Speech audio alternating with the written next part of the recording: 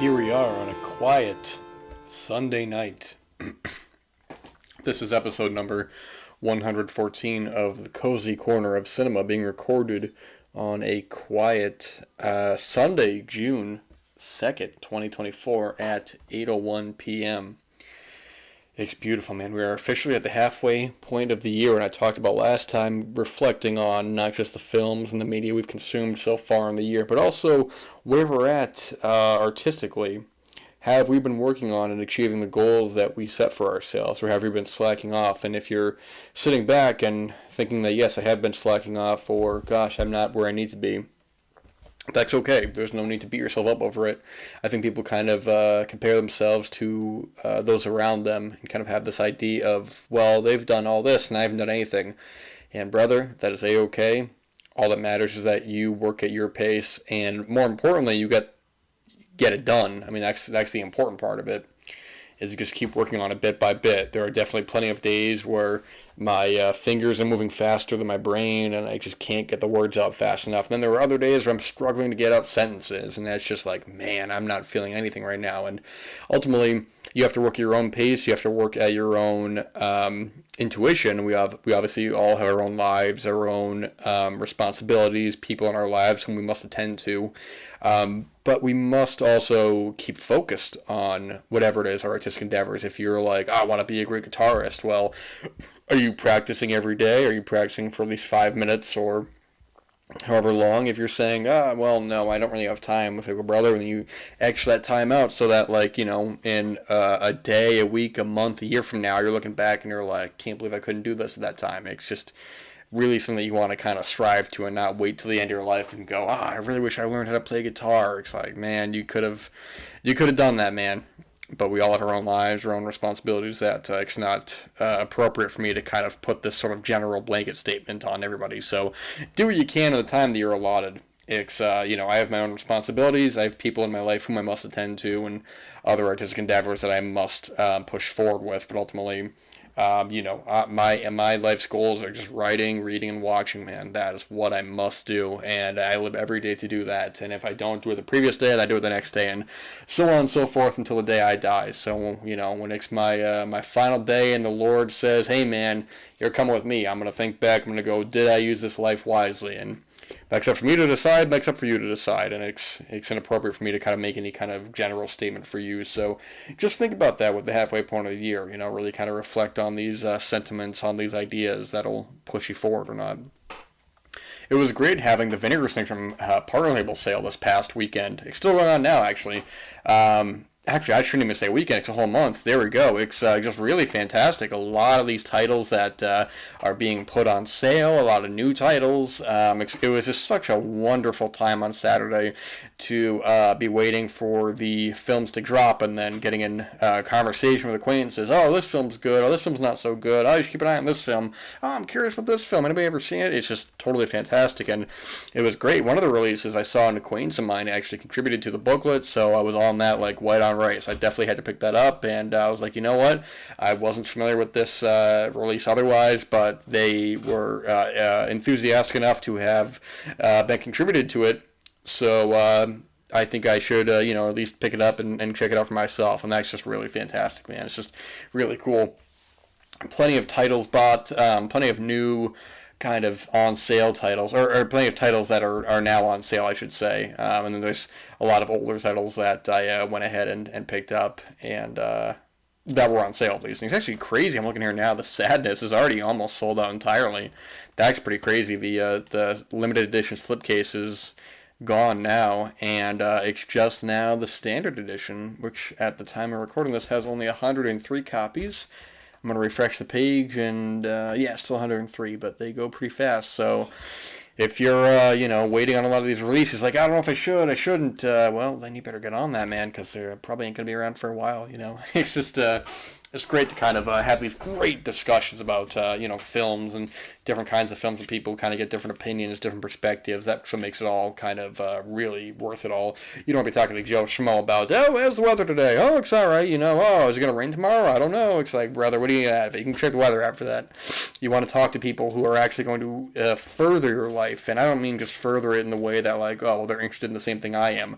It's more so further it and actually having meaningful conversations and being around people whom actually will benefit you and your life and will really kind of move you forward, man. It's just you can talk to so many Joe Schmoes. Did I say Joe many? Good Lord, brother. That'll tell you at the end of the day. Yeah, you'll talk to Joe many Joe Schmoes. It's ridiculous as all hell, man. But no, I'm saying I'll talk to so many kind of people who you'll just forget. I mean, it's just nonsense conversation. But these people whom will actually benefit you in your life and will actually be like, hey, man, it's really just kind of fantastic to be talking about these artistic mediums with you, not just film, but music, art, literature, anything of the sort. It's just really fantastic. But with that said, I was having a good conversation with an acquaintance today. We were discussing adaptations to films, and it really had me thinking kind of something that I hadn't written any notes for, so I do apologize. I'm going to be a little loose cannon on this one. But I've been working on a piece for about a couple weeks now or so of a bigger project that I've been working on about, and this is one of the segments in it, but with Emmanuelle from 1974 on my mind. Emmanuelle is probably the most famous adult series ever. Was the main 3 or 4 films, and except for debate whether or not you want to count 3 or 4. And then you also have the Joe D'Amato, Black Emmanuelle films with Laura Gemser, which got its own kind of series, and Severin just released that wonderful box set, which, if you watched my top 5 favorite releases of 2023, the Sensual World of Black Emmanuelle made my number 1, although the audio was a major issue with that, so I do not blame you if you didn't listen to all of it. I was talking to said acquaintances recently about doing another video this year, and whether or not it'll be hosted on my channel or not will be up for discussion. But I have fixed many of the audio issues, so we shall see. But it's funny. I have the book right here, Emmanuelle, well, I guess originally this was late 50s, officially published in 62, I believe. This edition right here is after the film was released. So let me look at the copyright on this. And I always say you want to look at the copyright on these things, because that is when you really want to get to... Okay, copyright 1971, first published in Paris, France, La Terrain Vague in 1976. So that was when it was officially published, although it had been written earlier than that and passed around in the mid to late 50s. But I have now read the book twice now. And that's a redundant kind of statement, from quote-unquote writer Emmanuelle Arson, which is a pseudonym for actually, it was Jean... Oh, God, the hell's his name? It's Mariette Bibet, and her husband, Jean... what the hell's his name? I'm going to mess this name up, because he is the actual author of the novel. I should probably have looked this up beforehand, but it doesn't really matter either way. I mean, it does matter. You want to give credit to, those involved who have actually written the source material. However, here we go.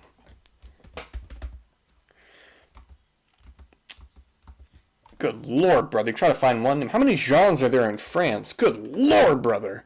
My gosh, man. This is just absolute insanity. Bear with me for a second, people. If this is too redundant for you, you just go ahead and skip ahead. Because I'm going to find this name. I'm too deep in now.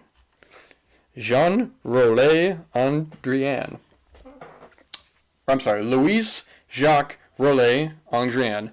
There we go. Hey, round of applause, guys. We did it. We found the one name in a sea of other names.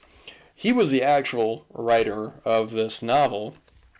And it's very interesting, kind of given that context of this novel. It's sort of this story written from a woman's perspective about regaining control of her own sexuality and being at the forefront of her own sort of liberation, at a point when this was written in, or I guess this was officially written in like 1950, late 50s, I believe.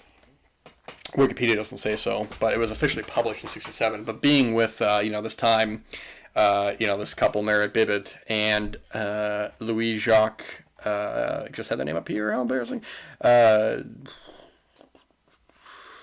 Louis Jacques Rolet Andrienne, sort of the lifestyle they were going with in Bangkok at this time, and involving themselves with a lot of the people who would ultimately influence. I mean, the main influence on the novel would be The Story of O, from, I don't remember what year that was exactly, but that was a bit of a controversial novel as well, kind of talking about whether or not it was a pro or anti sort of women's empowerment novel about this woman who has been at the helm of these various bourgeois men in this mansion, and the sort of sadistic, what is it, BDSM, I think it's called, kind of sexuality with her, I should say.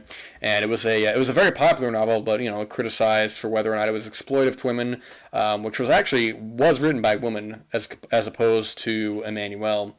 But ironically enough, that book was actually also later adapted into a film directed by Just Jaeckin, if I said that name correctly, who would also direct, of course, Emmanuelle in 1974 with Sylvia Kristel, which is what we are going to talk about here. And I've given you backstory. Now, this is all, the reason why I'm rambling off about this is because I've been writing about this lately, so a lot of the information has been on my mind, although ironically I could not remember certain names, so I guess that's why it's easier to kind of have this information up front.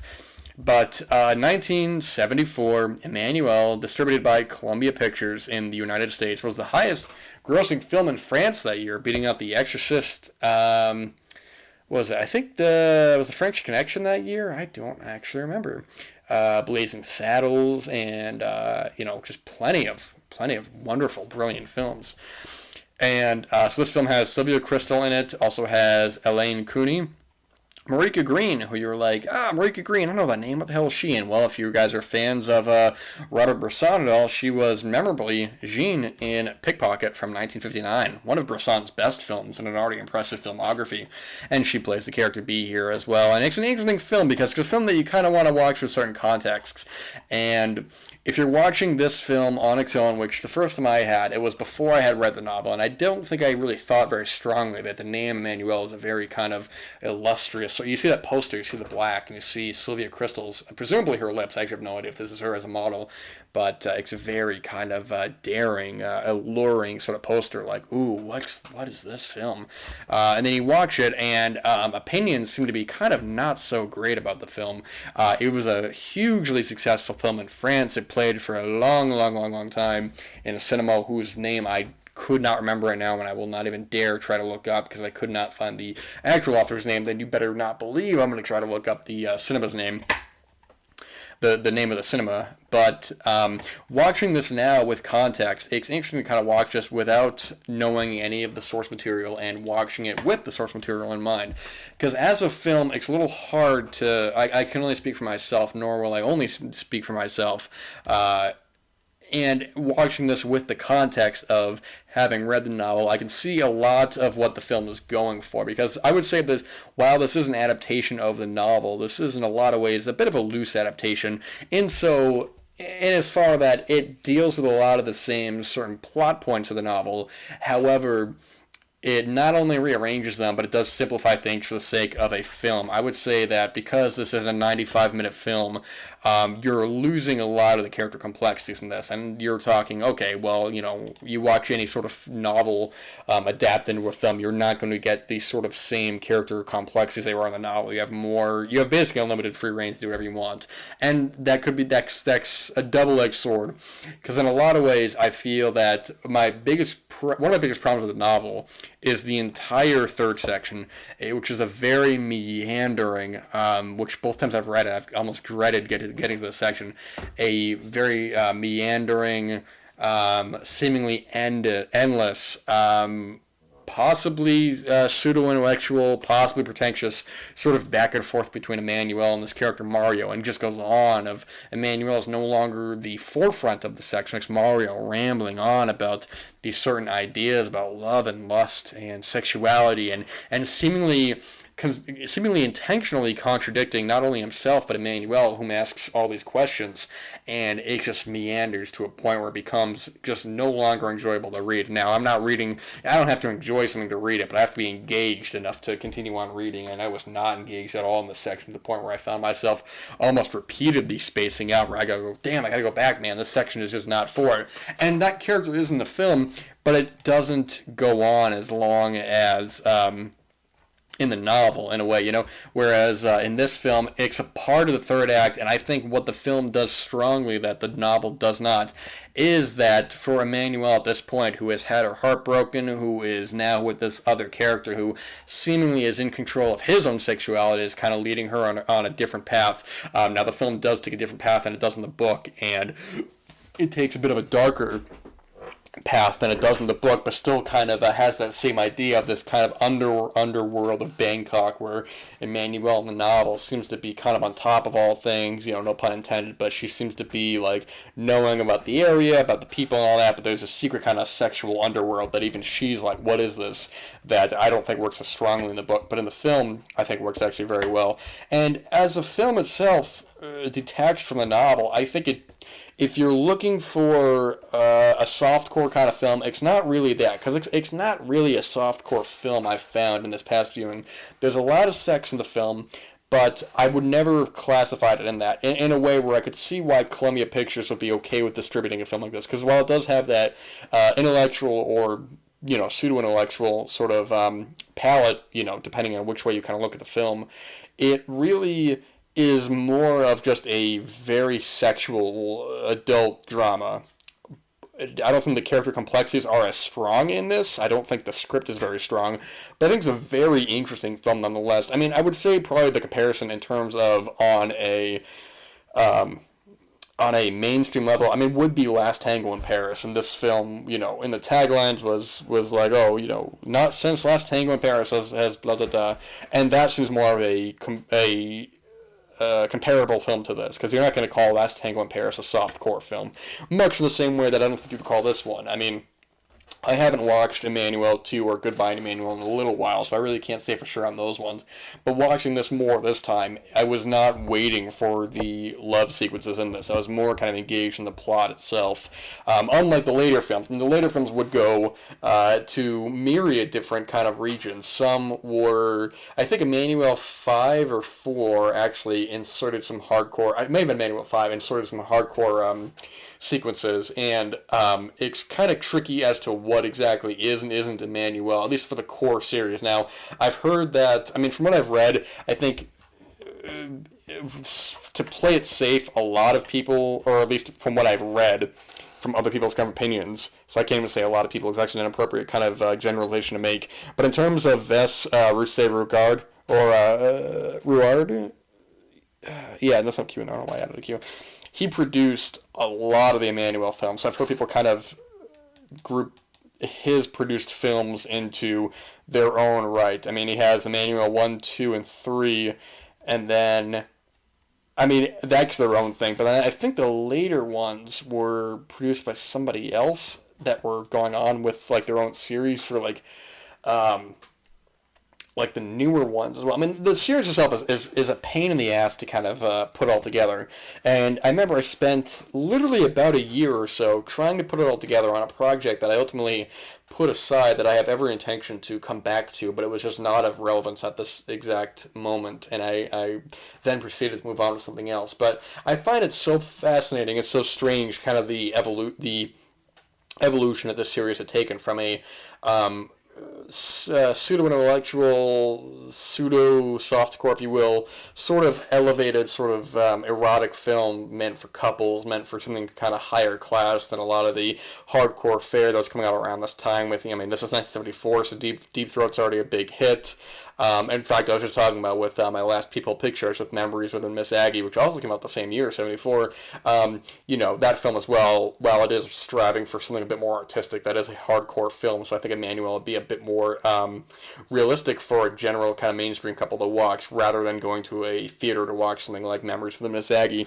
But ultimately, what the series will evolve into, of just, with getting rid of the 1M, you have all the Joe D'Amato stuff, with and not just Joe D'Amato, but Laura Gemser stuff, the Brumatai stuff, The later on kind of like the Chinese Emmanuelle stuff, and or was it Tokyo Emmanuelle? I don't remember actually, but there's that whole series there, and then recently actually we have Audrey Devon, who has her new Emmanuelle film with Noomi Merlan, which is just really, really piquing my interest. I'm very curious what kind of direction they're going to take that, whether or not it'll be a closer adaptation to the novel or whether they're going to do its own thing. I think Audrey Devon really kind of knocked it out of the park with her last film, Happening, from 2021, which is a really wonderful film that I still feel like is very underseen now, but a really excellent period piece drama from the 1960s. Period piece being from it takes place in the 60s. And really excellent stuff. Yeah, it's interesting kind of look at the series in retrospect with everything kind of put behind it. Because I am curious, who was the producer on the later ones? Because I think I've only seen the first three in terms of the main kind of Sylvia Kristel series, but I also do own the the TV miniseries that was put out in... I don't remember who it was exactly. I think it was... Bear with me for a second. I think I'm putting the pieces together. Because I think it was Alan Saritsky, who was also a producer on not the first film, but that's, you know what, this is who I was thinking of, because he produced a lot of the Emmanuelle films, and he is the one that I think I've read people kind of connect them all together with, because he did 2, and then he jumped to 4, which is Sylvia Kristel's only portion in that film, then 5 and 6, and then that's where they started to do their own kind of thing. That there's the 90s stuff, the Emmanuelle, like Emmanuelle's Love, which was... with George Lazenby. That was a series that they did, and they also did the Emmanuelle in Space series. I think he also may have done Emmanuelle 2000. I don't know. I gotta look that up. But he did a lot of those, man. And yeah, Emmanuelle 2000. Okay, so he did do that. And then Emmanuelle in Rio, Private Collection. And then the recent ones, Emmanuelle Through Time, Emmanuelle's Sexy Bite, Supernatural Sexual Activity, Forbidden Pleasures, and Into the Woods, a Sexy Musical, or Adventure into the Woods, a Sexy Musical, which I think got re-edited as an Emmanuelle film. He passed away in 2014. So, I mean, trying to kind of track these down is sort of a headache. I mean, the way that I see it, I mean, it's actually been funny enough that Emmanuelle 5 was directed by Valerian Borozhik, if I said that correctly, who is an infamous director in his own right, made many notable films like Immoral Tales and The Beast and The Strange Case of Dr. Jekyll and Miss Hyde. He's a notable, or I'm sorry, Miss Osborne, not Miss Hyde. I'm thinking of a different film. So he's a notable director in his own right. It's just funny the kind of filmmakers that would helm the Emmanuelle series. So it's a project in its own right, and it's one that I wholeheartedly intend to tackle. It's just going to take a very long time, and it's going to take just the utmost kind of focus, which, you know, things have been very busy lately, but that's not an excuse to not kind of follow through with what your dreams are. Things are always going to be busy, and you really kind of just got to stay focused and really see through what it is you want to create. And I wrote quite a bit for that Emmanuelle story, or that Emmanuelle kind of research. I mean, truly, I think I spent about a year just solely researching and writing, and I don't want to put that aside. Nor will I put that aside. Whatever that pertains to, or whatever that kind of mutates into, will be unfolded in due time. But for the time being, we can only kind of watch these films and watch them with our own particular lenses, whether or not that be with any kind of narrative context or just as a film, and that's completely fine. It's kind of hard to sort of judge a film like this, or to put yourself apart from a film like this after having read the novel and having this, knowing these certain sequences that were taken directly from the novel. And I assume, the same was like big franchise and all that. People talk about, they go to see, like Harry Potter and those kinds of like big kind of adaptations. And I'm sure for the people who have read all the books and all that, or all these other kind of young adult series, they can, watch those and sort of pick them apart. But it's, I think it's important to kind of step back and really kind of look at these as what they are, as films, and that's what I can try to do here. I mean, I can try to separate myself. I can also try to look at it in context of the novel. And for the film, I think it's a very well-made film. I think the pacing is really awkward on this. And even though I was never bored, when it eventually gets to the conclusion, it doesn't totally come together for me. But with that said, I mean, it is a very interesting film, and I think, especially in the history of adult films. When I say adult film, I don't mean strictly just pornographic films. I mean strictly films for adults that happen to have these sex sequences.